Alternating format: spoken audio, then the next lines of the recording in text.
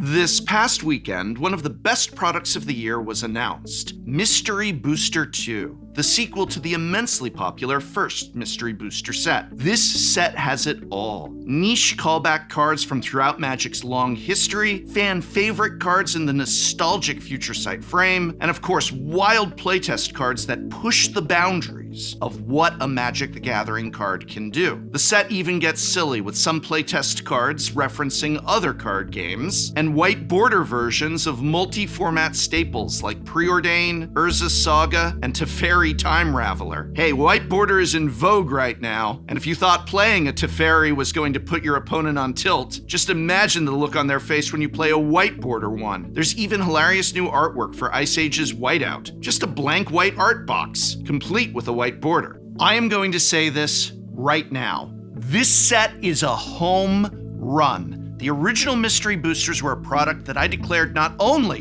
one of the best products of its respective year, but also one of the best products ever. And Mystery Booster 2 appears to be blowing the original Mystery Boosters out of the water. I cannot wait to get my hands on this. Each pack will contain one white border reprint, one reprint in the Future Sight frame, and one brand new playtest card featuring hand-drawn art, just as they did in Mystery Booster 1. These playtest cards aren't just goofy jokes, but rather card designs that are experimental, unusual, or just designs that push boundaries in ways that Wizards R&D maybe is unsure regular sets are ready for. They are perfect for cubes or to serve as Rule Zero commanders, or just to experience in a draft. What's great is that, like Mystery Booster 1, those playtest cards are not legal in any sanctioned format.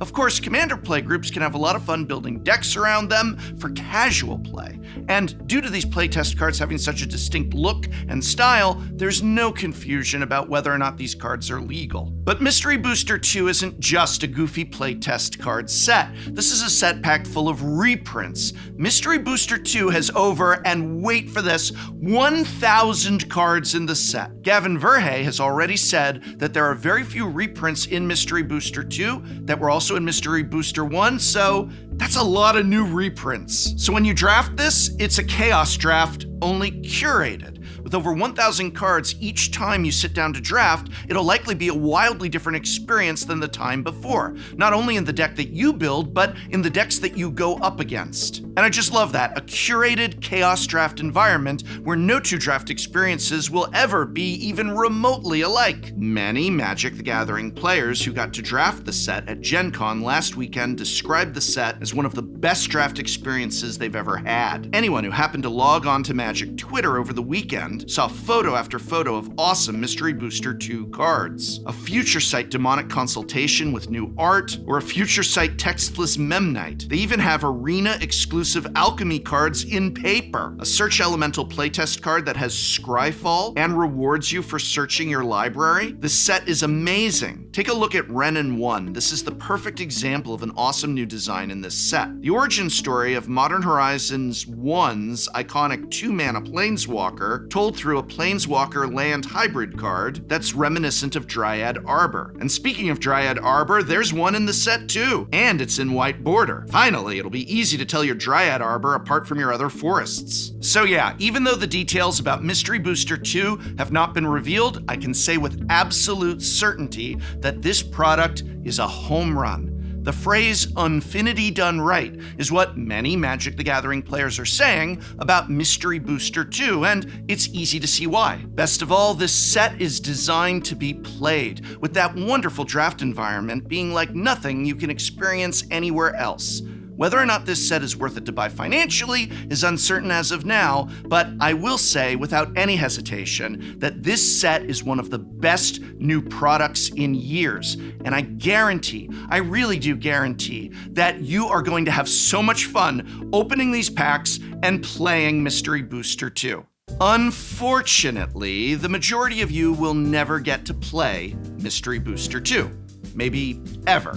And that's because this product is not available at a store near you. It is not coming to a game store near you.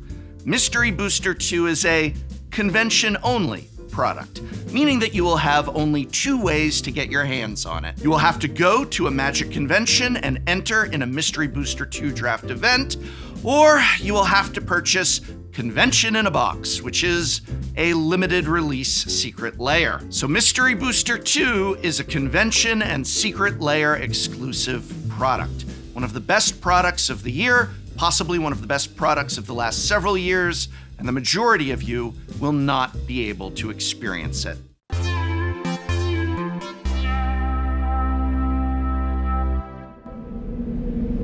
Blah blah blah blah blah blah blah blah blah blah blah blah blah blah blah blah blah.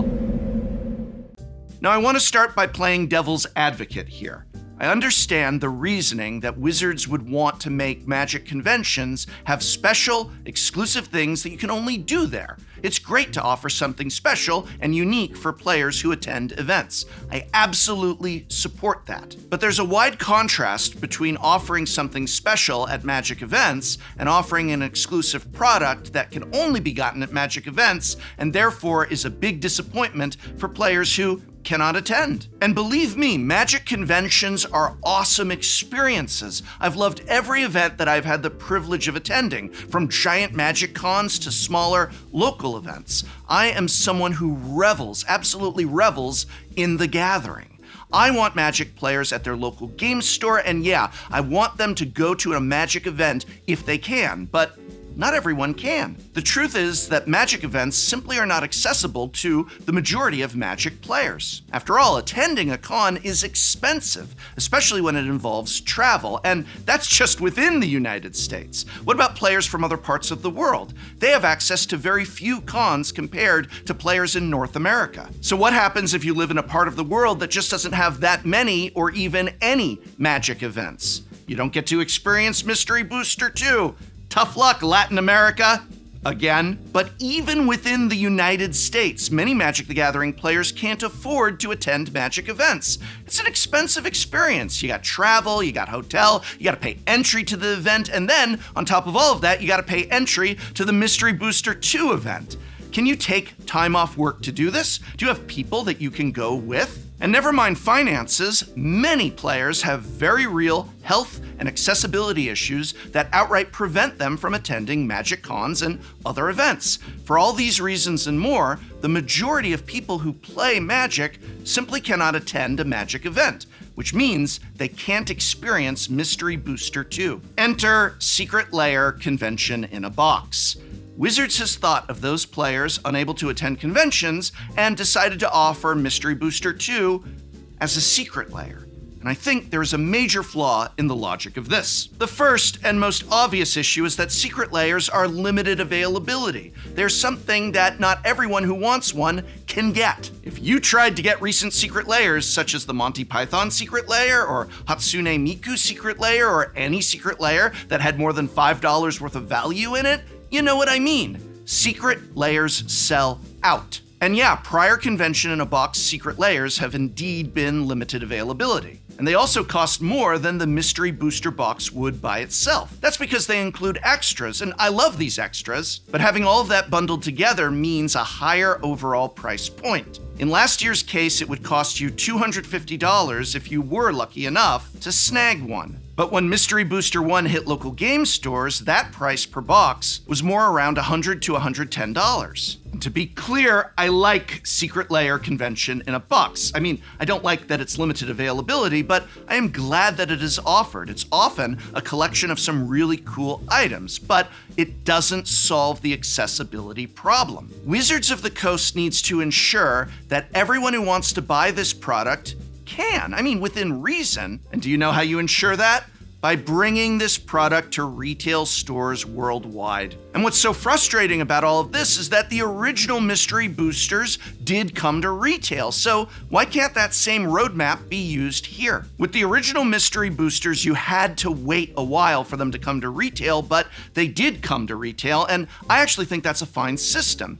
Hey there, players, this will be a convention exclusive for whatever amount of time, and then it will be eventually coming to local game stores worldwide. That still makes conventions special because you get essentially early access, but by coming to local game stores, you do not deny access to players who cannot attend conventions. You just delay it a little. Now, for Mystery Booster 1, the playtest cards were only available in the original festival run of the product. When Mystery Booster 1 later went to retail, the playtest cards were replaced by a unique foil sheet of cards that weren't from the main set. These included some spicy cards in their own right, and still made for an awesome draft experience, even without the wild playtest cards. Some players were upset by the exclusion of the playtest cards in the retail version.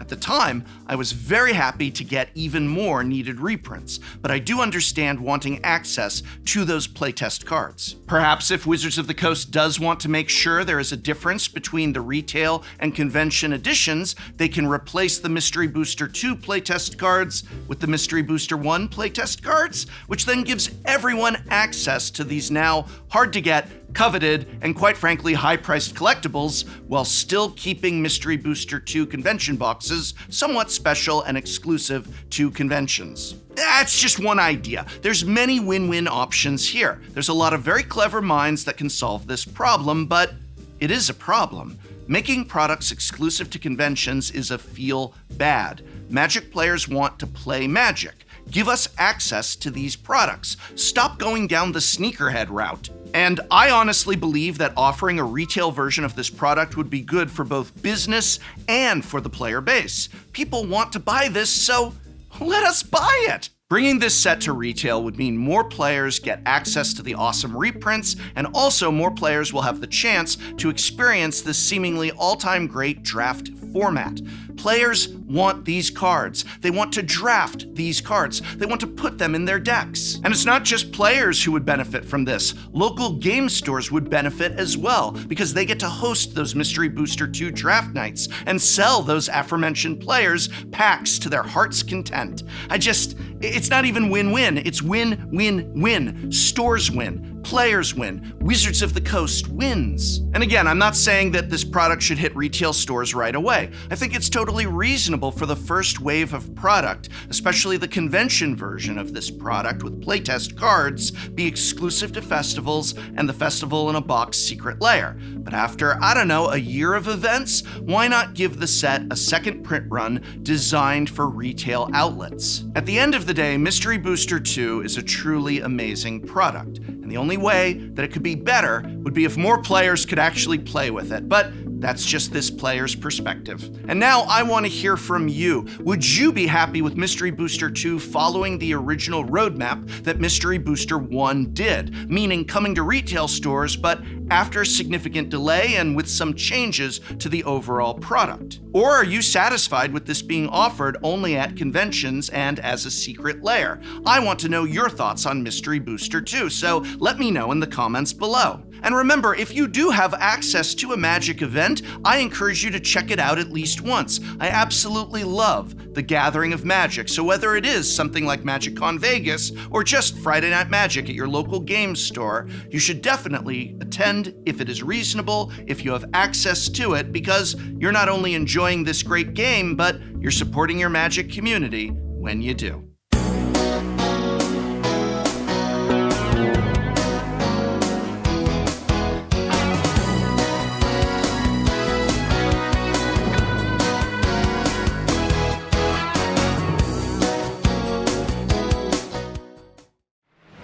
Next time on Shuffle Up and Play.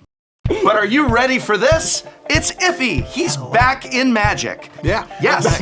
I'm thinking I'm back. So the idea is we have built decks that we think are going to be appropriate for a returning player. So anyways, on turn 3 with only 2 lands, I'm gonna play this Temple of the False God. Oh, I thought you were gonna be like, this is casual. And I'm like, well, what do you do when you dress up? Yeah. Did you read the sticker sheet? Reading the sticker sheet explains why the sticker sheet shouldn't have happened in the first place. I was gonna say, yeah, look at this and you tell me when you know what's going on. Hell is this? Not in Commander, and if you want to take it from me, I'll mud wrestle Josh Lee Kwai in Vegas for it.